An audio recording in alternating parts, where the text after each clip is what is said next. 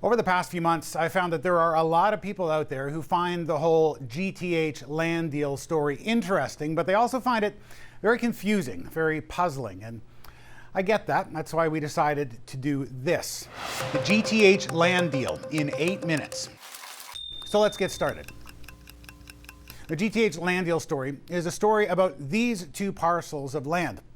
The one on top was owned by a group of Winnipeg-based nuns, headed by Sister Veronica Dunn. The bottom parcel was owned by McNally Enterprises, headed by Ruth Eisworth. The land sits in a pretty strategic spot. It's right next to the global transportation hub on the west side of Regina. It is a government-owned inland port with access to both rail and road. The Ministry of Highways is building the West Regina bypass right through the Nuns and McNally's property. And it's planning to build an interchange there, which would allow trucks to flow in and out of the hub.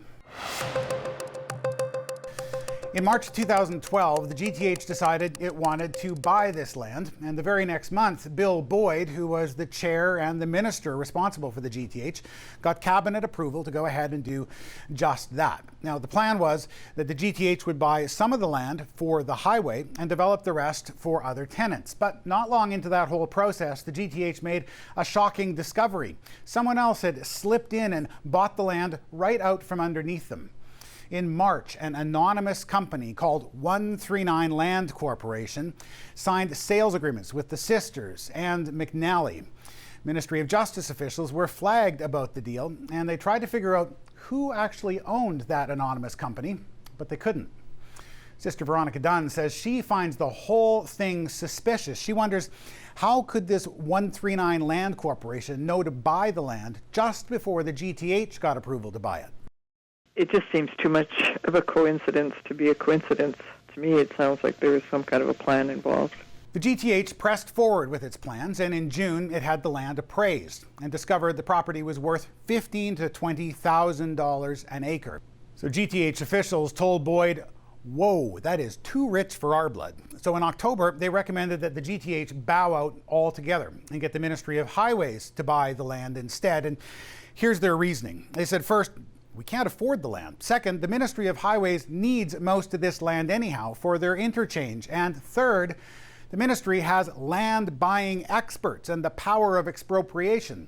That's the ability to use the power of government to force a private owner to sell the land at the appraised price. But the very next month, the GTH had a sudden, unexplained, and really whiplash-inducing change of heart.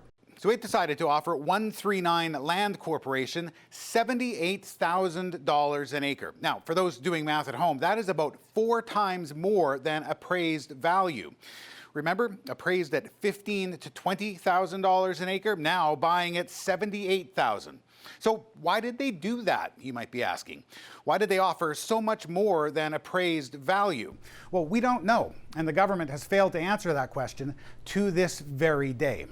Now, because the GTH couldn't afford it, Boyd asked Donna Harpauer for help. She was the minister responsible for Crown Investments Corporation at that time, which apparently had deeper pockets than the GTH, and Harpauer agreed to help the GTH buy the land. Now, her officials raised a red flag about the deal. They wanted to know who was actually behind this anonymous company, this 139 Land Corporation.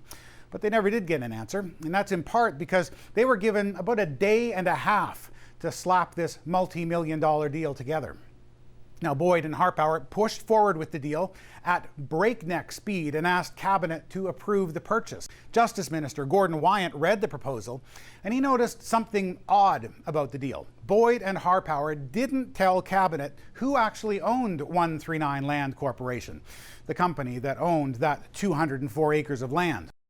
So it's important for us to know who we're buying the land from, so as to ensure that there was no conflict of interest. Wyant's officials called the lawyer for the company and asked, who's the real owner of this company? But the lawyer wouldn't answer that question, so Cabinet killed the deal.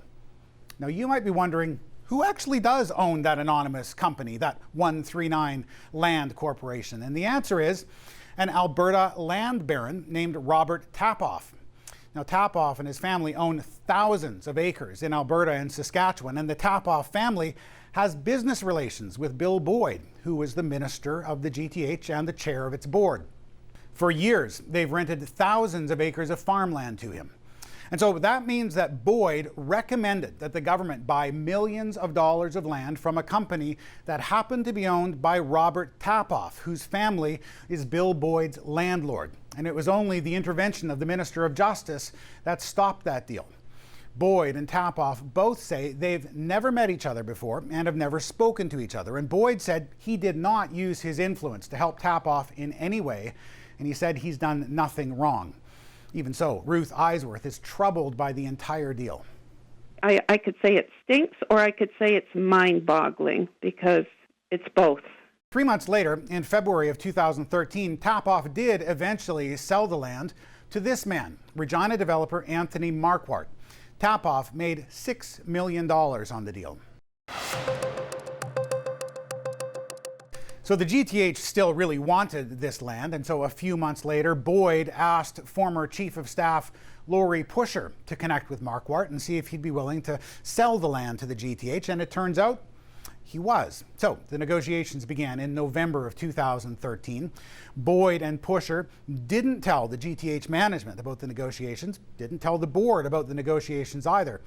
And they didn't tell the Ministry of Highways about those negotiations either. And what is odd about that is that at the very same time that Pusher was negotiating with Marquardt, the Ministry of Highways was planning to buy Marquardt's land too.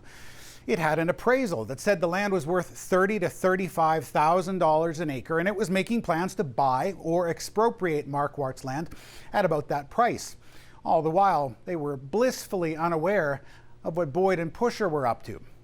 So after a couple of email exchanges, Pusher suggested to Marquardt, maybe we should meet face to face, just so we can say we did. And within a few days, the two men arrived at a price, $103,000 an acre, $21 million. Now again, for those doing math at home, that is 3 times more than the Ministry of Highways appraisal. The government justified that move by arguing that the land prices in the area were rapidly rising. But the provincial auditor has since found that the government did in fact pay too much. Now there was one final snag with this deal.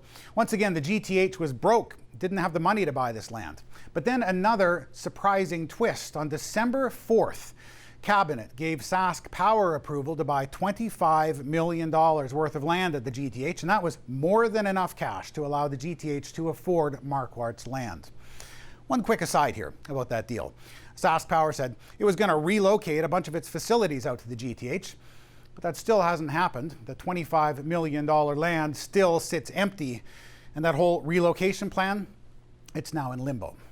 Now, on December 19th, Pusher let the cat out of the bag. He told the GTH board and management and the Ministry of Highways that, in fact, the GTH was buying Marquardt's land for $103,000 an acre, even though the Ministry of Highways was making plans at the exact same time to buy that land for 1/3 that price.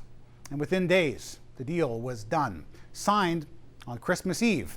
Marquardt made about $5 million on that deal. The final email wished a Merry Christmas to all.